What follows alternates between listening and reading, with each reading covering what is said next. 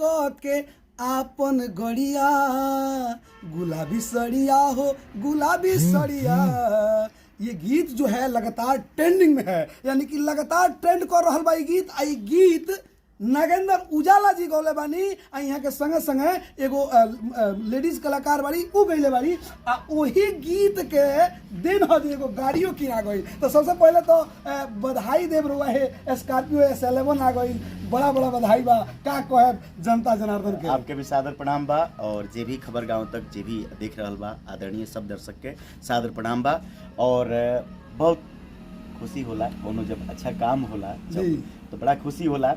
और ये गाड़ी हमरे ना, ये गाड़ी आप सबके है, आप सबके है, सबके है। चूंकि आप सबके आशीर्वाद से जौन बा ये दूसरा गाड़ी है, पहले एक और गाड़ी रहला आशीर्वाद देने की ये भी गाड़ी आ गई ना लोग कहला कि सब धन तोहरे हो छुबो त मारे। ऐसा का बात नहीं है ना, चूंकि हमरा गांव के हमरा क्षेत्र के सब के जानता के अब कहियो दिल बनी कि आप सबके कोनो जौन बा इमरजेंसी पड़े गाड़ी हमार बिया तो आई लेके जाए। ऐसा क्या नहीं किया शुरू से ही आदमी जौन बात चूंकि समाज के हमने खाली कहे नहीं जाना कि भाई आप सब जौन बा भगवान नहीं आप ही के सब कुछ बा। हाँ ना समय आवला तो हमनी के लोग जानतो बा सब के देखबो करे लागे क्या हम का हमनी के त्याग करी ना जी बिल्कुल ई त बात सही बात। चूंकि कई गो हमनी के वीडियो भी देखले बानी सन नागेंद्र उजाला जी के हम पहला मुलाकात में के चूंकि हमनी के फ्रेंडली बानी सन काफी बड़ भैया बानी यहाँ के एगो सामाजिक प्राणी बानी ई सबसे लमहर पहचान बा नागेंद्र जी के। तो बहुत बहुत धन्यवाद कहब कि रौरा इतना लमहर दिल रखले बानी कि ई गाड़ी राउर ना ई सब जनता जनार्दन के एकरा खातिर भाई साधुवाद बा। अभी कितना दिन पहले ले आई है गाड़ी हो गए लगभग जौन बा 26 जनवरी के हम लेनी बसंत पंचमी के दिन है। अच्छा। माई की कृपा से हमनी के गाँव नहीं जा तो माई की कृपा से वो दिन जौन बा गाड़ी भी आई बसंत पंचमी के दिन। मजा होता परिवार के बैठा घूमे। हाँ अरे महाराज पूजा पाठ करे गए निजे थामे मंदिर पर पूजा भइल। ओकरा बाद मलिकाइन के जौन बा नैहर भी ले गए रहनी। सबसे पहले हाँ सबसे पहले अपना माई बाबूजी के लेके गई फिर मलिकाइन के भी ले गई सबके जौन बा घुमा दिल बनी हितई नते भी घूमी आइल बनी।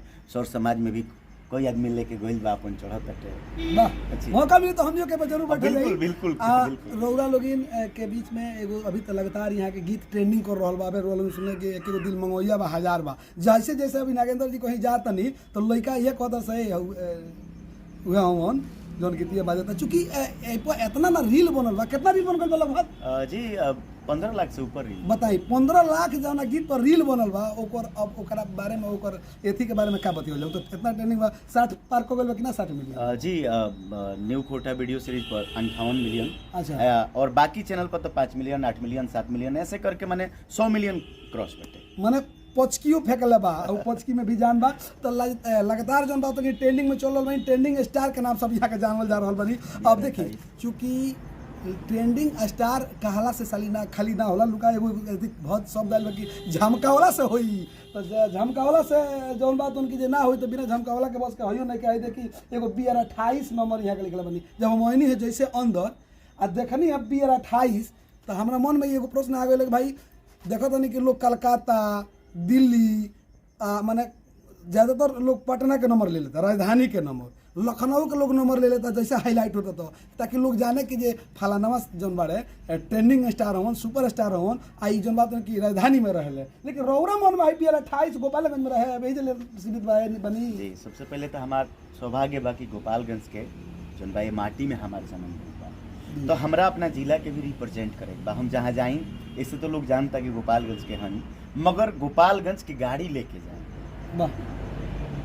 गोपालगंज की गाड़ी लेके जाए तो हमारा सौभाग्य बा। और ईश्वर से प्रार्थना बा कि जब जन्म होके गोपालगंज के तरफ वाह वाह बिहार में प्यार हो गए गोपालगंज से भाई। अब चूंकि जन्म धरती से प्यार होके के चाहिए आ गोपालगंज के जौन बात उनकी यहाँ के कायम कइले बनी लगातार जौन बात उनकी यही लोग सामने देखत नहीं वीडियो स्क्रीन पर BR 28 AB 47 78 बड़ा शानदार नंबर भी मिलल बा 778 वाला लास्ट में का कहे जौन बात उनकी BR 28 के बारे में हमने की चर्चा कोई निशन स्कॉर्पियो के बारे में चर्चा कोई निशन।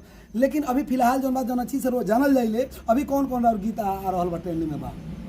अभी गुलाबी सड़िया चल रहल बा, काफी रील भी बन रहल बा। ओकरा बाद चेहरा तोहार, ओकरा बाद तमाम गाना जौन बा होली भी आवल बा और लोकगीत तमाम गाना आवल बड़ी से सैकड़ों गाना जौन बा। कौन गुलाबी सड़िया मैंने अर्जुन शर्मा राउर जुगलबंदी बड़ा जोरदार चल रहा बा। रोल देखले नहीं अर्जुन शर्मा जी एक दिन भेटले रहनी हम आ वहाँ के वीडियो भी चलेले नहीं तो वहाँ के भी कुछ क्लास भइला कुछ वहाँ के जन बात नहीं कि जे हमने के वार्ता भी रोल देखले रही।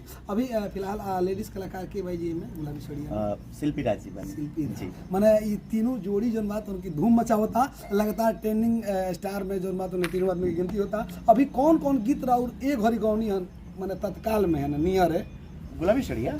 अच्छा और कौन आवे वाला नहीं के कोनो दूसरा हाँ आवला बा मगर आवला के जिक्र हमनी के ना करनी है जानते मनी के बरा जोन बा कोनो गाना पहले कोई देल जाई ओकर टाइटल भी बता दियल जाई त काल पोस्टर आ जाई तो फिर समस्या हो जाई तब मन हई तो बात सही बा कि लोग कोई हमार पहले रहता हमार पहले रहता ए लिए हमनी के सेक्रेसी व्रत के काम कइल जाला चूंकि पैसा कंपनी इन्वेस्ट करती है तो सेक्रेसी बरतल जाला जब गाना आ जाला तो फिर सुनावल जाला। अच्छा तो अगला वीडियो में लगातार हमनी के आवत रहल जाई मिलत रहल जाई। अभी होली के दौर चलल बा होली के भी यहाँ से हमनी के जोन बात उनकी ये वीडियो अभी तो हमनी के आज स्कॉर्पियो सुनने से भाई कि लगातार भैया के स्कॉर्पियो आ गई और लगातार जब बात उनकी जो यहाँ के दिन दुगुना रात चौगुना होता तो खुशी तो होते बस सबके इहो के मान ली एकदम दादाई रहनी हो जे हमरा के लोग जौन बात उनके प्यार दुलार करो तो मान ली कि प्यार दुलार मिल भी रहल बा। जनता के कुछ खास का कहे अपना शब्द में दो अक्षर गा के कुछ कही तो बिल्कुल। अभी आप सब आशीर्वाद दे रहल बानी गुलाबी सड़िया जौन बा प्रयास बा हमनी के कि स्वस्थ मनोरंजन कराई जा बढ़िया बढ़िया साफ सुथरा गीत आवत रहे और आप सब साफ सुथरा गीत सुनते बानी तो प्रयास रहता गुलाबी सड़िया हो जाओ हम और शिल्पी राजी बोले जी कैसे पहले हम कहतनी कि काहे अपन मुंह फुलैले बाड़ू का चाही हमसे बोला ऐसे गुड़ेर के ना देखा धनिया ना दसा जा तनी डोला माने फूलल बड़ी खिसियाल बड़ी उनकरा माने का चाही वो आगे वो कहतारी तो हम उनकरा कहतानी कि काहे अपन मुंह फुलैले बाड़ू का चाही हमसे बोला ऐसे ना ताक ए मोरे धनिया ना दसा जा तनी डोला। फिर वो कहतारी कि जाई बाजारे चालू क के आपन गड़िया जिक्र कैदी हाँ कि वो गुलाबी सड़िया ना तमाम हमरा गीत जौन बा सुनले बानी ओकर आशीर्वाद ह। एगो पहले से गाड़ी रहेगा और आ गई कि जाई बाजारे चालू क के आपन गड़िया गुलाबी सड़िया हो गुलाबी सड़िया राजा जी लिया दी गुलाबी सड़िया हो गुलाबी सड़िया राजा जी लिया दी गुलाबी सड़िया। बहुत ही शानदार रोल से हम विदा लेब और मिलब है एगो छोटहन ब्रेक के बाद तब तक खबर गांव तक देखत रही आ हमारा पेज के रौरा फेसबुक पेज के फॉलो ना कैले हो कि तो ओकरा के फॉलो कर दी आ यूट्यूब चैनल के सब्सक्राइब कर ना भूली भैया। आ ऐसे ही हमनी के लगातार हर तरह के समस्यागत खबर से लेके आ मनोरंजन रूपी खबर भी हमनी के चलाई ले सन आ खबर गांव तक के इस चैनल पर भोजपुरी के अस्तित्व के अस्मिता के बचावे खातिर ओइमे जे एथी कर रहल सबके हमनी के इंटरव्यू लेके चलाई ले सन। यही अभियान के एगो हिस्सा रहल कार्यक्रम हमरा में नगेंद्र उजाला जी रहनी है। अंत में हमरा चैनल के माध्यम से का कहे लोग बस ये कहे कि खबर गांव तक चैनल के आप सब ढेरों आशीर्वाद प्यार दुलार दी।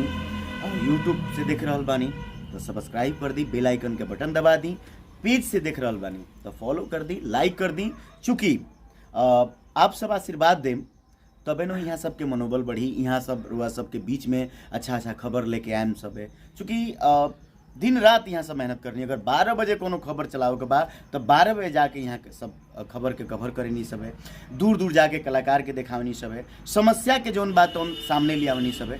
तो हमनी के साथे साथे इहो के आप सब आशीर्वाद प्यार दुलार दी और खबर गांव तक देखत रही। नमस्कार।